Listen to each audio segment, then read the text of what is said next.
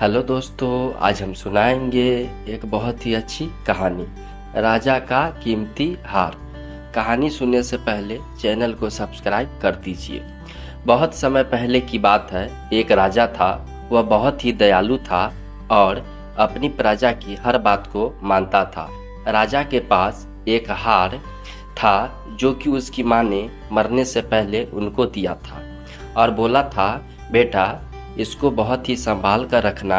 एक दिन की बात है, राजा को उसकी माँ की याद आ रही थी और वह अपने माँ के दिए हुए हार को देखने के लिए महल में गया, लेकिन उसको वहाँ पर कोई हार नहीं मिला और वह हार वहाँ से चोरी हो गया था। राजा ने अपने सारे सिपाहियों को बोला, आप जल्दी हो सके इस हार का पता लगाओ। सारे सिपाही ने पूरे राज्य में देख लिया और उनको वहाँ न कोई हार और न कोई चोर मिला। राजा बहुत ही परेशान हुआ और अपने राज्य में सबसे पहले बोल दिया कि जो भी हार के चोर को पकड़ेगा उसको हमारे राज्य का कुछ हिस्सा इनाम में दिया जाएगा। सब लोग बहुत ही खुश थे और सब लोग ने उस हार को खोजने में अपनी जी जान लगा दी।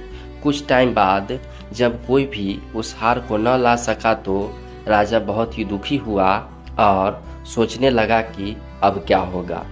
अभी कुछ टाइम ही बीता था कि एक आदमी एकदम गंदे कपड़े पहने हुए आया और बोला, मैं उस हार के बारे में जानता हूँ। सब लोग बहुत ही खुश हुए और बोले, चलो राजा जी के पास। राजा के पास पहुँचते ही उस आदमी ने वो हार राजा को दे दिया। हार को देखकर राजा बहुत ही खुश हुआ और बोला, तुमको क्या इनाम चाहिए? इस पर उस गरीब आदमी ने बोला, महाराज जो आपको अच्छा लगे वो दे दो। राजा ने बोला, अगर तुम चोर का नाम भी बता दो तो मैं तुम्हें अपने राज्य का एक हिस्सा दे दूंगा। उस आदमी ने बोला, महाराज हार को मैंने ही चुराया है। यह सुनकर राजा बहुत ही क्रोधित हुआ और बोला, तुमने ऐसा क्यों किया? इस पर उस आदमी ने बोला कि मेरे पास खाने के लिए कुछ नहीं थे, इसलिए मैंने ऐसा किया। राजा ने बोला, तुमको अपनी चोरी की सज़ा तो मिलेगी।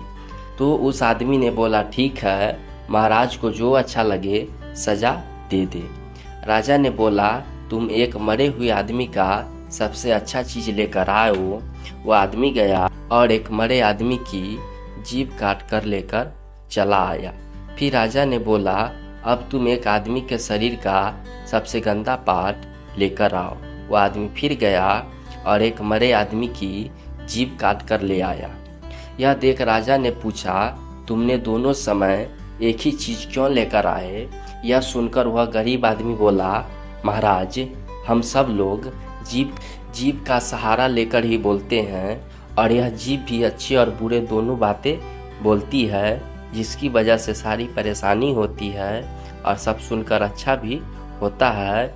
यह सुनकर राजा बहुत ही खुश हो गया और उस आदमी को अपने राज्य का एक हिस्सा दे दिया। तो दोस्तों, इस कहानी से हमें यही सीख मिलती है कि अगर हम सब लोगों के साथ अच्छी बात करते हैं तो सही है, लेकिन हम लोग अगर बुरी बात करते हैं तो उसके जिम्मेदार हम लोग खुद हैं। धन्यवाद दोस्तों।